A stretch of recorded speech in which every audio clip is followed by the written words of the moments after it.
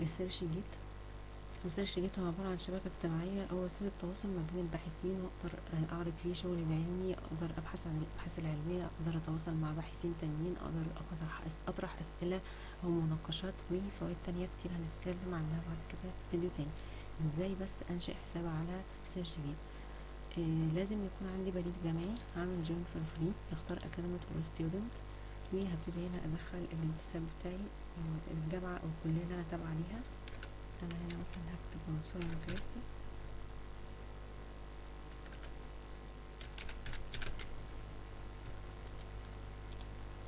الديبارتمنت،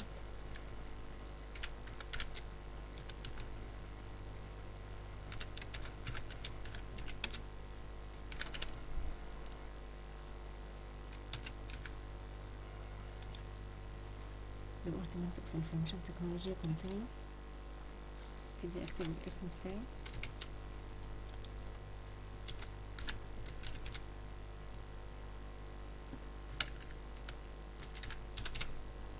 الكونتري، institution email،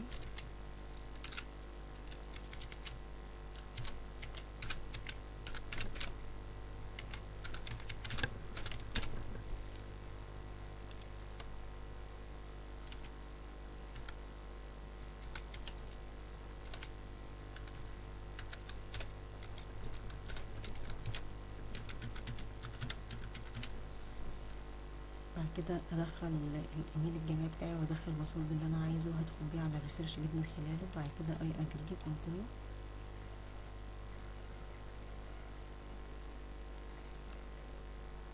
بيقول لك انت الاسر ده، انا هعمل سكيب.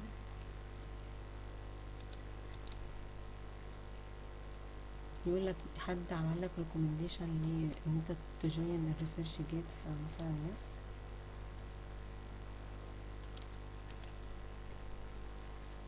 هنا بيقول لك ضيف المجالات اللي انت مهتم بيها،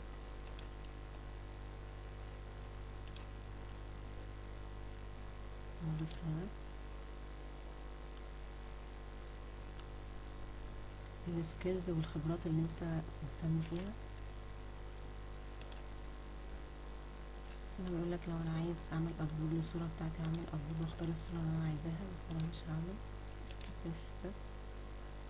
هنا بعتلك اكتيفيشن ميل على ايميل الجامعه بتاعك.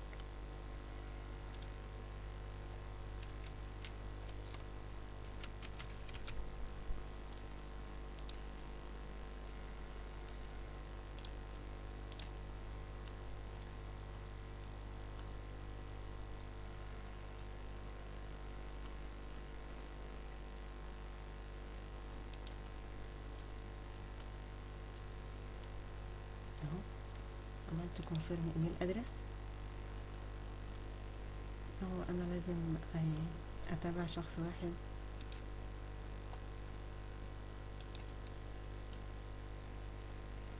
بس كده أنا الحساب بتاعي بقى جاهز.